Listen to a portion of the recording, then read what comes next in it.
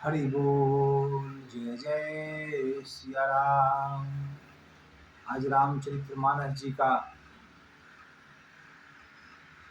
6वां दिन है। इस 6वें दिन में आप सुनेंगे श्री रामचरित्र मानस जी के अमूल्य गाथा, भगवान का प्रकट्य। थोड़ा कथा विलंब से चल रही है, इसलिए कि प्रसंग को गाने में समय लग जाता है और बीच बीच में मोबाइल भी खराब हो जाने के कारण मैं प्रसारण नहीं कर पाता हूँ। क्षमा चाहते हैं। सिस्टम धीरे धीरे अपडेट होगा और कथा अच्छा से कह पाएंगे, ऐसा श्री राघव से कल्पना है मेरा, विनती है मेरा। गजाननं गणाधिसेवितं कपित्थजम्बूफलचारुभक्षणम् उमासुतं शोकविनाशकारकं नमामि विघ्नेश्वरपादपङ्कजम्। सरस्वते श्रीगणेशाय नमः। ओम सरस्वतीमंबिष्टा विना पुस्तकधारिणी हंसवाहिनी समायुक्ता विद्यादान करो। श्री सरस्वते नमः। श्री परमात्मने नमः। श्री जानकी वल्लभो विजयते तरा। राम कथा रस रसिक प्रभो श्री शंभुनाथ हनुमान। प्रेम सहित आसन धरहूँ करहूँ कथा सुन ज्ञान। श्री सीताराम समारंभा श्री रामानंदाचार्य अस्मदाचार्य पर्यंता वंदे श्री गुरु परंपरा। श्री सीताराम जी महाराज की जय। श्री सद्गुरु भगवान की जय। ओम लोकाभिरामं रणरंगधीरं राजीवनेत्रं रघुवंशनाथं कारुण्यरूपं करुणाकरं तं श्रीरामचन्द्रं शरणं प्रपद्ये। श्रीरामचन्द्रं शरणं प्रपद्ये। कर्पूरगौरं करुणावतारं संसारसारं भुजगेन्द्रहारं सदा वसन्तं हृदयारविन्दे भवं भवामि सरितां नमामि। मनोजवं मारुतुल्यवेगं जितेन्द्रियं बोधेमतां वरिष्ठं सकलगुणनिधानं वानराणां धीशं रघुपतिप्रियभक्तं वाजदातं नमामि। माता रामो मत पिता रामचंद्र स्वामी रामो मत सखा रामचंद्र सरस्वमे रामचंद्रो दयालो नान्य जाने नैव जाने न जाने।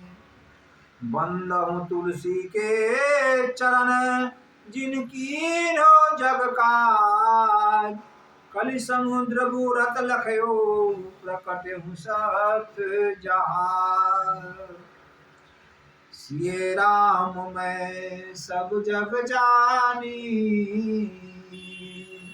करहूँ प्रणाम जोरी जुग पानी। करहूँ प्रणाम जोरी जुग पानी।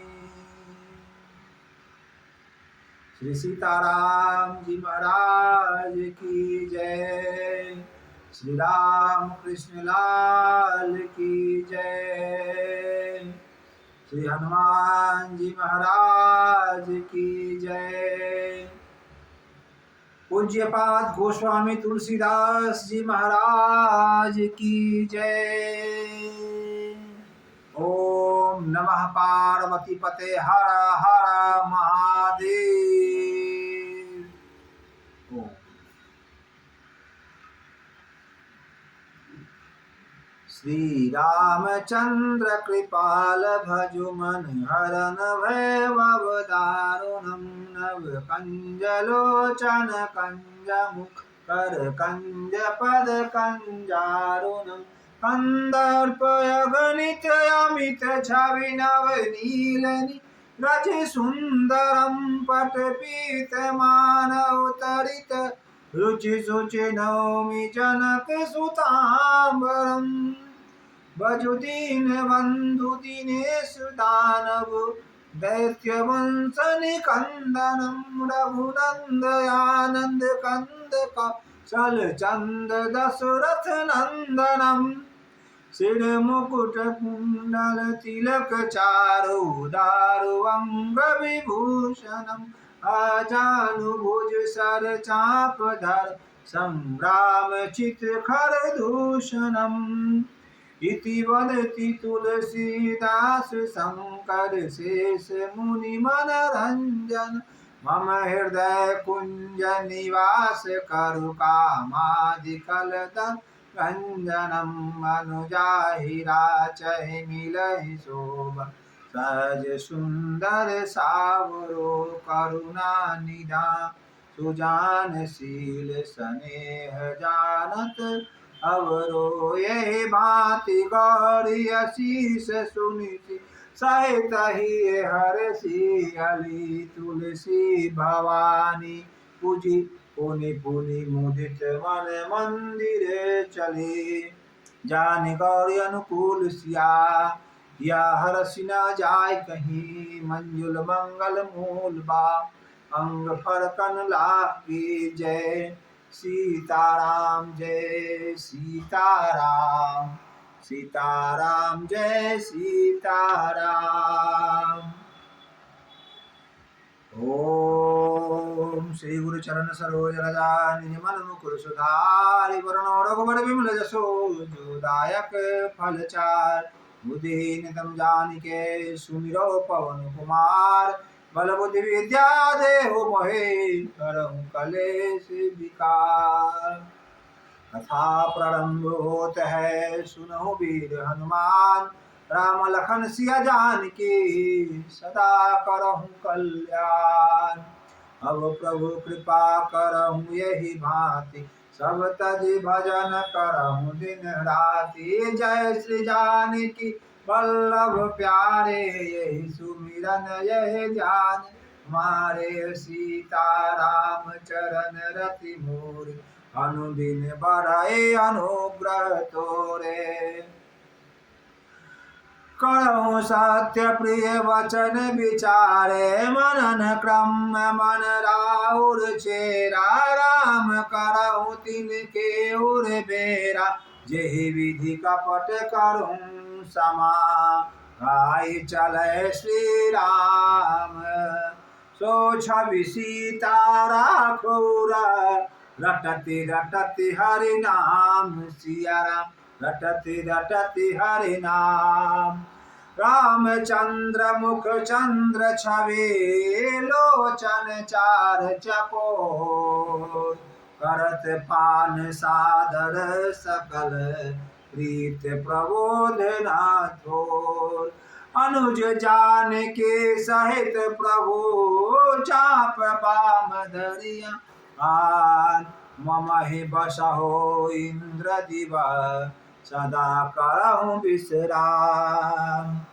कथा प्रारंभ होत है सुनो वीर हनुमान राम लखन सिया जानकी सदा करहु कल्याण। बाजन बाजे गहा गहे भरत मुनि नन के द्वार। सब देवन आही गए शंभु आए मेरे द्वार। एक घड़ी आधो घड़े आधो में पुनियाद। तुलसी संगत साधु के हरे कोटि अपराध। सियावर राम जय जय राम रमापति राम जय जय राम। रमापति राम जय जय राम रमापति राम जय जय राम। श्री राम जय जय राम। श्री राम जय जय राम। श्री राम जय जय राम। श्री राम जय जय राम।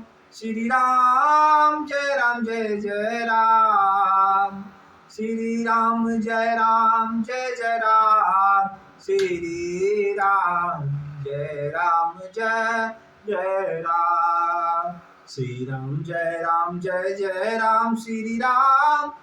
राम जय जय राम। श्री राम जय जय राम। श्री राम जय जय राम। श्री राम जय जय राम। श्री राम जय जय राम। श्री राम जय जय राम। श्री राम जय जय राम। श्री राम जय जय राम। श्री राम जय जय राम। हरि बोल जय जय सिया राम। कथा को क्रम से लेने से पहले हम आपसे पूछेंगे कि हे राघव, हमने कल कथा कहाँ विश्राम किया। कथा को क्रम से लेने से पहले हम आपसे पूछेंगे कि हे राघव, कथा को हमने कल कहाँ विश्राम किया। मानस जी की इन्हीं पंक्तियों को आधार मान हम नवाह परायण प्रारंभ किए हैं और मन लगाकर कथा वाचना मेरा कर्म बनता है। क्योंकि कथा का प्रथम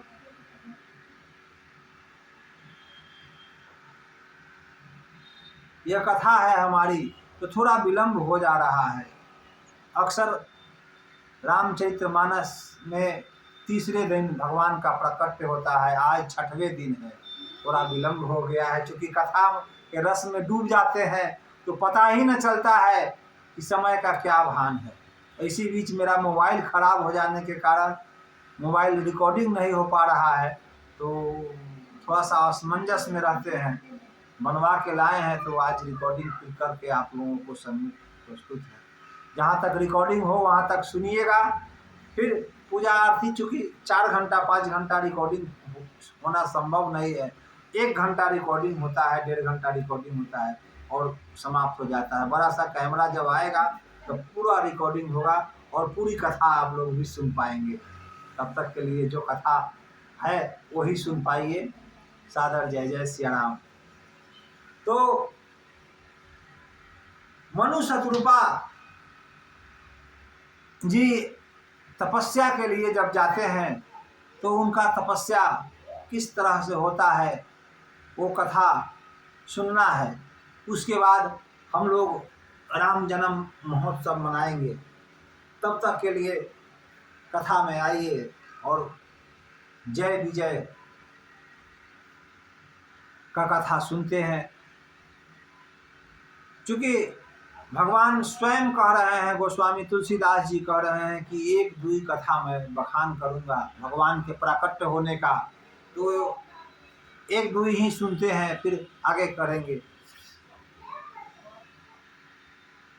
हरि बोल।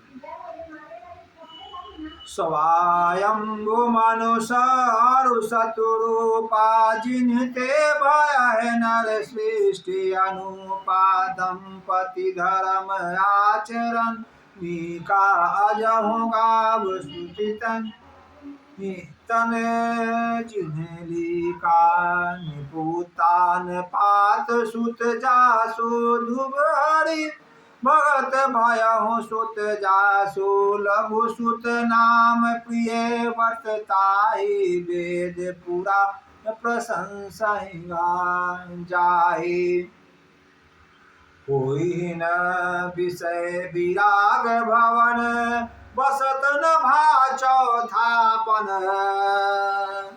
हृदय बहुत दुख लाग जन्म गयहूँ हरि भक्ति बिने। जब मनु और शत्रुपा को यह ज्ञान होता है कि मेरा सारा उम्र ये राजपाट, ये राज की सीमा और इधर उधर में ही बीत गया, अब मेरा चौथापन भी आ गया है, तो हरि के भक्ति बिना यह जीवन निष्फल हो गया मेरा। ऐसा विचार करके राजा और रानी अपने बरबस बेटा को गद्दी दे करके और जंगल में चले जाते हैं तपस्या करने। जब जंगल में जाते हैं तपस्या करने तो वहां इनसे मिलने के लिए नैमिषारण्य, जहां यह तपस्या करना चाहते हैं, वहां इनसे मिलने के लिए सहस्त्रों हजारों ऋषि मुनि आते हैं। इनको गृहस्थी से ये चूंकि ये विरक्ति में आए थे, तो ये जीवन शैली किस तरह से हो, भगवान की प्रार्थना कैसे हो, ये सब गुण रहस्य को जानते हैं। और नैमिषारण्य में 12 अक्षर मंत्र का वह जाप कर श्री हरि को अपने मंत्रों के द्वारा प्रसन्न करने का प्रयास करते हैं। वह 12 मंत्र क्या है? ओम नमो भगवते वासुदेवाय, ओम नमो भगवते वासुदेवाय, ओम नमो भगवते वासुदेवाय। मनु जी और शत्रुपा जी जब 12 अक्षर का जाप शुरू किए तो करहि आहार साक फल कंदा, साग और फल अमनिया बनाकर भगवान को प्रसाद लगाकर और प्रतिदिन 12 अक्षर का उच्चारण कर भक्ति भाव से रहने लगे। असुमिरी ब्रह्म सचितानंदा, भगवान को सचितानंद को वो सुमिरने लगे। अब पुनि हरि है तू कारण जप लागे, जब भोग प्रसाद पा लेते थे तो पुनि भगवान का हरि का नाम जपने लगते थे। बड़ी आधार मूल फल त्यागे, कुछ दिन ऐसे किए, उसके बाद में फल को मूल को त्याग दिए, साग को त्याग दिए। और अभिलाष निरंतर होई, जैसे जैसे ये उसमें रमते गए इनका अभिलाषा बढ़ते गया। किस चीज के? तो श्री हरि का दर्शन करने का अभिलाषा। देखहु नयन परम प्रभु सी सोई, अगुण अखंड अनंत अनादि, यही चित ही परमार्थ वादी। जिसको अगुण है, अनंत है, वो परमानंद को देखने के लिए उनका चित्त ललायित था और पंचाक्षर मंत्र का जाप निरंतर कर रहे थे। नेति नेति जय वेद निरूपा, जिसका वेद नेति नेति का कर वेद निरूपण करते हैं। निजानंद निरूपा ही अनुपा, शंकर जी निजानंद, आहा क्या नाम, उनका हर समय स्मरण करते हैं। शंभु विरंची विष्णु भगवाना, शंभु जिसका नाम निरंतर जपते हैं, विष्णु जिसका नाम निरंतर जपते हैं। उपजहि जासु वंश ते नाना, उपजहि जासु वंश ते नाना। अयहि प्रभु सेवक बस आए, भक्त हेतु लीला तनु गाए। जो यह वचन सत्य श्रुति भाषा, तो हमार पूजहि अभिलाषा। हे प्रभु, ऐसे ही प्रभु का सेवक सब है। भक्त हेतु अभिलाषा के लिए भगवान प्रकट हो जाते हैं। जो यह वचन सत्य है, तो हे प्रभु, मेरा भी यह पुण्य जो मैं चाह रहा हूं, आपका दर्शन तो सत्य ही होगा, दर्शन होगा ही होगा। यही विधि बीते बरस 60 सहस बारियार, संवत सप्त सहस्त्र पुनि रहे समीर आधार। इस प्रकार जल और आहार करते 6000 वर्ष बीत गए। फिर 7000 के वायु के आधार पर वो जिंदा रहे। केवल हवा पीकर 7000 साल रहे मनुष्य कृपा। बरस सहस 10 त्यागे सो, 10,000 वर्ष तक उन्होंने वायु का केवल संधान किया। आधार छोड़ ठाढ़े रहे एक पद दो, एक पैर पर दोनों प्राणी मनु और शत्रुपा जी खड़ा रहकर ओम नमो भगवते वासुदेवाय, ओम नमो भगवते वासुदेवाय, ओम नमो भगवते वासुदेवाय मंत्र का जाप करते रहे।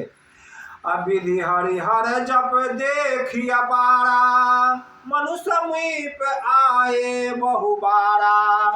ब्रह्मा जी और शिव जी उनका तप देखकर मनु शत्रुपा जी के पास बार बार आए और उन्हें कहते रहे, मांगिए क्या वर मांगते हैं, मांगिए क्या वर मांगते हैं। मनु शत्रुपा जी ने उन पर ध्यान भी न दिया, ताके भी नहीं, उन पर उनका शब्द को सुने भी नहीं, और वो अपने निरंतर पंचाक्षर मंत्र में लगे रहे। प्रभु सर्वज्ञ दास निज जानी, गति अनन्य तापस निपरानी। मांगु मांगु बर भय नभ बानी, परम गंभीर कृपा मृत सानी। जब ब्रह्मा जी और शिव जी थक हार कर चले गए, तो कई मनु शत्रुपा पर कोई प्रभाव न पड़ा। उसके बाद प्रभु सर्वज्ञ स्वयं आकर भगवान कह रहे हैं कि हे मनु शत्रुपा जी, मांगिए मांगिए क्या वर चाहते हैं। तो मृतक जिया बनी गिरा सुहाई। अब उनको जो मरणासन पर चले गए थे मनु शत्रुपा जी, उनको हल्का सा जीने का आसार मिल रहा है। श्रवण रंध होई उड़ जब आई, उनके कानों से ये शब्द सुन करके उनके हृदय में जब बसता है, वह शब्द जा रहा है, तब उनका शरीर हष्ट पुष्ट हो जा रहा है। श्री हरि के शब्दों को सुनकर उनका जो हृदय में जो वो शब्द बातें जा रहे हैं, हृदय जो अंतरात्मा उनका हिष्ट पुष्ट हो जा रहा है। तब मन हुआ वही भवन ते आए। ऐसा प्रतीत हो रहा है कि अभी मनु शत्रुपा जी भवन से आकर और तपस्या में लगे हैं। श्रवण सुधा सम वचन सुनी, पुलक प्रफुल्लित गात। बोले मनु करी दंडवत, प्रेम न हृदय समात। सुनु सेवक सुर तरु सुरधेनु, विधि हरिहर वंदित पद रेणु। अब भगवान श्री कहते हैं कि हे मनु शत्रुपा, बोलिए क्या चाहते हैं। तो हर्ष विषाद तन दास भुलानी। मनु शत्रुपा जी को अब हर्ष और विलास नहीं रहता है, सब भुला जाते हैं। अपरे दंड गहि पद पानी, सिर पर से प्रभु निज कर कंजा, तुरंत उठाए कृपा करुणा पुंजान। ऐसे गिरते हैं जैसे लाठी गिरता है, धाम और करुणा निधान दोनों हाथ से उनको उठा लेते हैं और पूछते हैं कि बोले कृपा निधान पुनि अति प्रसन्न मोहि जानी, मांगहु बर जोई भव मन महादानी अनुमानी। अब भगवान फिर बार में कह रहे हैं कि हे मनु शत्रुपा जी मांगिए, जल्दी वर मांग लीजिए। सुनी प्रभु वचन जोरी जुग पानी। प्रभु के वचन सुनकर मनु जी हाथ जोड़कर प्रभु से विनती कर रहे हैं, प्रार्थना कर रहे हैं। अधरि धीरजु बोले मृदुबानी, एकदम मीठा स्वर में बोल रहे हैं धीरज धर के कि नाथ देखी पद कमल तुम्हारे, अब पूरे सब काम हमारे। हे नाथ, मैं आपका चरण कमल का दर्शन कर लिया, मेरा सारा अरमान पूरा हो गया, मैं धन्य धन्य हो गया। हे नाथ, आपका जो दर्शन पा लिया। एक लालसा बड़ी उड़माही, हमको एक लालसा मेरे हृदय में, उड़ उड़ हृदय बोलते हैं, हृदय में एक लालसा है। कौन सा लालसा है? सगुन अगम कहीं जाति सो नाही। जो सगुन है वो अगुण कैसे हो गया? तुम ही देत अति सगुन गोसाई, अगम लाग मोहि निज कृपनाहे। तुम्हारे कारण मैं सगुन हुआ हूँ, मैं तो अगुण हूँ, मैं तो निराकार हूँ, तुम्हारे कारण मैं अब यह रूप धारण किया हूँ। हे मनु शत्रुपा जी, भक्त के बस में है भगवान, ऐसा कहकर भगवान बोलते हैं कि जथा दरिद्र विधु विविध तरो पाई, बहु संपत्ति मांगत सपुचाए, तासु प्रवाहु जान नहीं सोई, तथा हृदय सम संशय होई।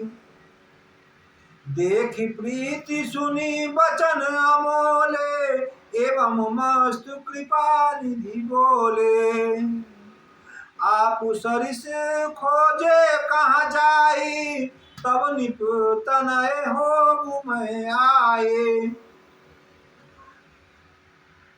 सो अब मांगते हैं कि हे अंतर्जामी, मेरे अंतरात्मा में बसे हुए मेरे भगवान, मेरे राज्य, मैं चाहता हूं कि आप मेरे अगले जन्म में पुत्र बने, आप ही के जैसा मेरा पुत्र हो।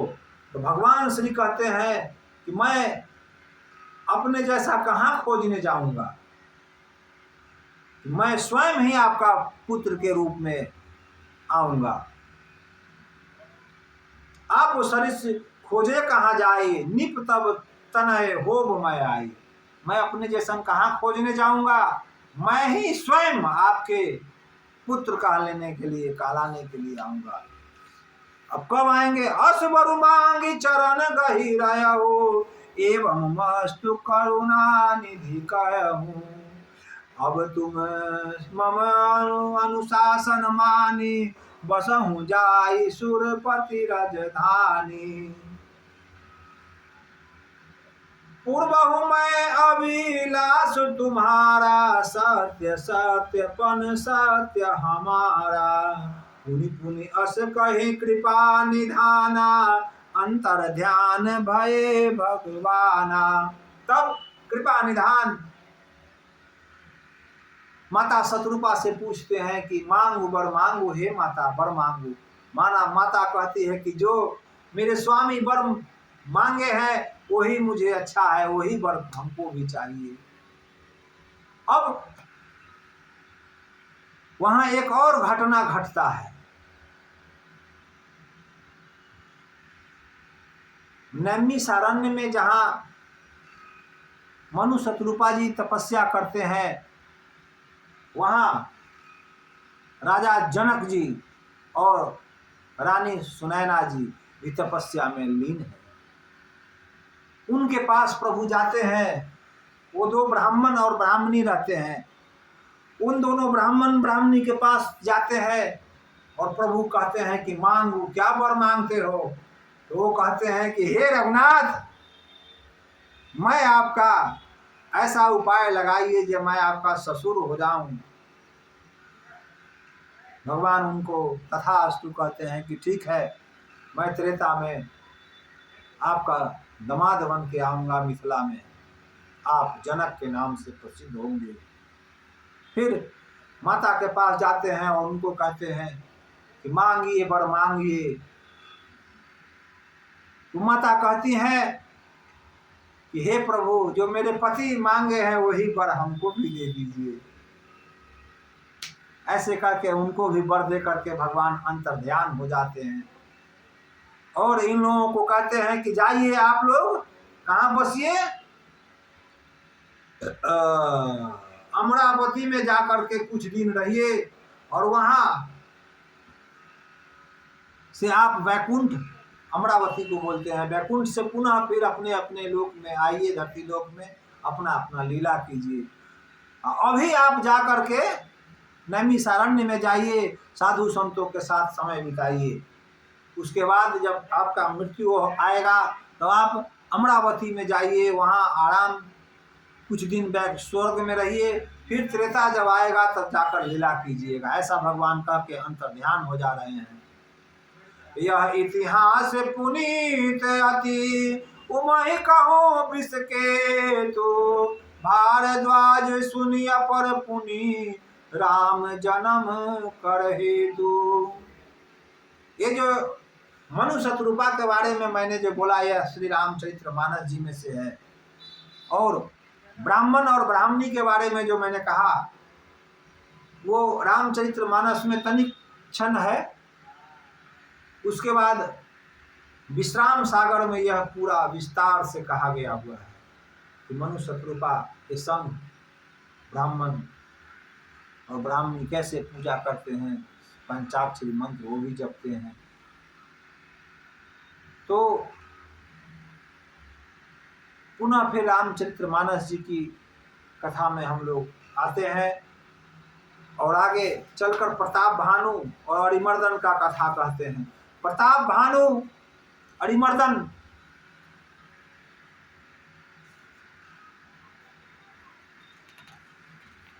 की कथा भी बहुत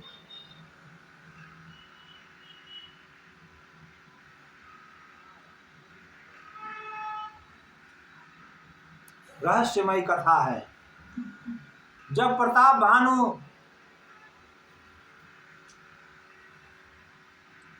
के पिता, पूरा कथा सुनिए। सुनि मुनि कथा पुनीत पुरानी, जो गिरिजा प्रति शंभु बखानी, विश्व विजय विदित एक के कई देशु, सत्य केतु तहाँ बसहि नरेशु, धर्म धुरंधर नीति निधाना, तेज प्रताप शील बलवाना, तेहि के भय जुगल सुत बीरा। दो पुत्र हुए, सत्यकेतु के दो पुत्र हुए। वीरा सब गुण धाम महारन धीरा, राजधानी जो सेठ सुत हई, नाम प्रताप भानु असतय, अपर सुति अरिमर्दन नामा, भुजबल अतुल अचल संग्रामा, भयहि भाति परम सुमिति, सकल दोष छल बरजित प्रीति, जेठे सुतहि राजनिप कीन्हा। बड़े पुत्र प्रताप भानु जब राजा बने, हरिहित आपु गवन बन कीन्हा, हरि के नाम पे ही अपना जीवन राजपाट रख दिए। जब प्रताप रवि भयहु निप, फिर दुहाई देश, प्रजा पालयति वेद विधि, कतहु नहीं अभुलेश। जब प्रताप भानु राजा बने तो उनके राज्य में उनकी जय जयकार हुई, उनका प्रजा बहुत खुशहाल रहा। जब प्रजा खुशहाल था तो किस बात की कमी थी, सब जय जयकार में थे। निपहित कारण सचिव सयाना, उनका सचिव जो था, प्रधानमंत्री जो थे, वो बहुत अच्छे थे, बहुत जनता के ख्याल रखने वाले थे, धर्म के प्रति रुचि रखने वाले थे। उनका धर्म रुचि नाम था। सचिव सयान बंधु बलवीरा, सचिव तो होशियार था ही था, उसके साथ साथ वो बलवीर था, बहुत बड़ा बलशाली था। प्रताप पुंजरन धीरा, सेन संग चतुरंग अपारा, सेना उनके पास चतुरंगी सेना था, अपार सेना था। अमित सुभट सब समर जुझारा, जो राक्षसों को मार तक काट के भगा देता था, अत्याचारियों को बसने नहीं दे रहा था। शेष बलिक राहु हरसाना, अरु बाजे गहे गहे निशाना, विजय हेतु कटकाई बनाई, सुदिन साधिन चल पड़ाई। अब प्रताप भानु अरिमर्दन एक दिन जंगल में शिकार खेलने चले गए। शिकार उनको जब नहीं मिला, अभी जंगल में चले गए, घनघोर जंगल में, तो अरिमर्दन किसी और रास्ते भटक गए, प्रताप भानु किसी और रास्ते भटक गए। आगे जब प्रताप भानु जा रहे हैं तो एक सुगर को देखते हैं जिसका दांत बहुत चमकीला दांत है और सुगर बलशाली दिख रहा है। तो उसका शिकार करने के लिए प्रताप भानु आगे बढ़ते हैं, अपने घोड़ा को तेजी से बढ़ाते हैं, तो सुगर भी तेजी से भागता है। और प्रताप भानु उस पर तीर जब चलाते हैं तो सुगर तीर से बचते हुए इधर उधर चक्कर मारते हुए, प्रताप भानु से बचते हुए सुगर भाग रहा है। भागते भागते बहुत अंदर तक ले जाता है जंगल में। जब अंदर में ले जाता है तो इनको प्यास लगी रहती है, प्यास से व्याकुल होकर के, और उसका सुगर का पीछा नहीं छोड़ते हैं, पीछा करते रहते हैं। जाते जाते एक दरार में वो घुस जाता है, पत्थर का एक गुफा टाइप का रहता है, उसमें सुगर जाकर घुस जाता है। अब उसमें रास्ता न देख करके उस गेट से वहाँ से उदास होकर के आते रहते हैं। इनको प्यास लगी रहती है तो कपट भेष धारक एक मुनि वहाँ मिलते हैं जिसका आश्रम वहाँ रहता है। उस आश्रम में जाकर पूछते हैं कि ए बाबा, हमको प्यास लगी हुई है, अथवा जल पिलाइए। तो क्या होता है, एक घटना वहाँ घटता है। कौन सा घटना घटता है कि वो कपट मुनि को चिन्ह नहीं पाते हैं। कपट मुनि जो था वो राजा था और अत्याचारी था अपने राज्य में। उस पर प्रताप भानु और अरिमर्दन चढ़ाई करके उसको जीत लेते हैं और ये कपट मुनि वहाँ से किसी प्रकार भाग जाता है और ये जंगल में जाकर रहता है प्रताप भानु के डर से। ये हुई कपट मुनि। प्रताप भानु उसको नहीं चिन्ह पाते हैं, वो उसको चिन्हता है, जानता है, उसके साथ छल करता है, उसको भांति भांति के उसको प्रलोभन दे करके उसको अपने बस में कर लेता है। बस में करने के बाद उसको वो लालच देते हैं कि मैं तुम्हारे घर आऊंगा, तुम ब्राह्मणों को बुलाओ और एक बड़ा सा भंडारा करो। मेरे पास वो शक्ति है कि मैं ऐसा प्रसाद बना दूंगा जो ब्राह्मण खाकर धन्य धन्य हो जाएंगे।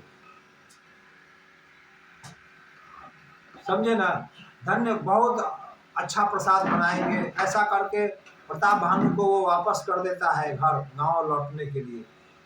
और वहां जाकर के प्रताप भानु यज्ञ करते हैं। उसमें ये कपट मुनि जो रहते हैं वो एक उसको कहते हैं कि मैं जब आऊंगा ना तुम्हारे लगन में, जब भंडारा में, तो हम तुमको चीनते रहेंगे, तुम हमको नहीं चीनोगे। हम जब भंडारी बन के आएंगे भंडारा, और भंडार में कोई घुस नहीं पाएगा, ऐसा तुम प्रयास करना कि हम ही केवल भंडार बनाए, मेरे साथ कोई नहीं जाएगा।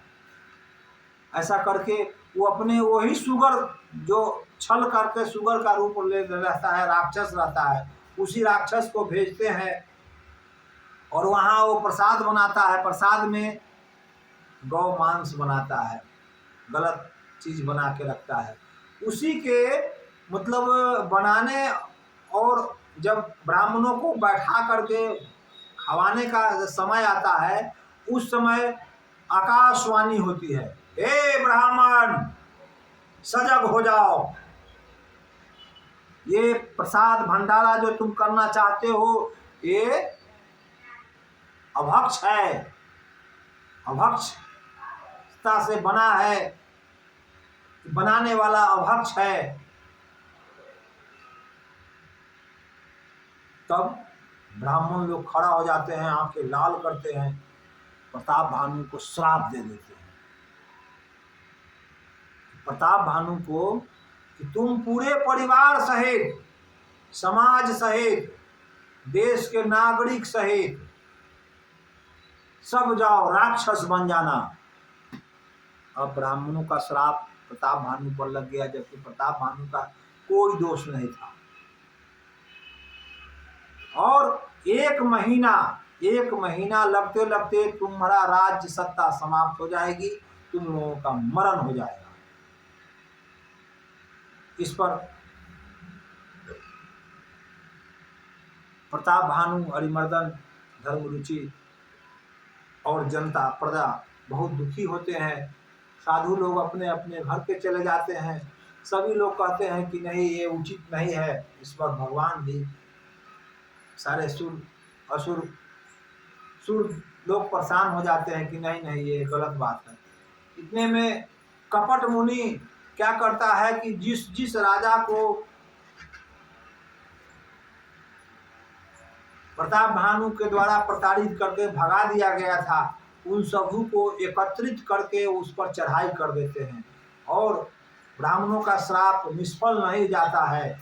एक महीना लगते लगते प्रताप भानु का अंत हो जाता है। पुनः उनका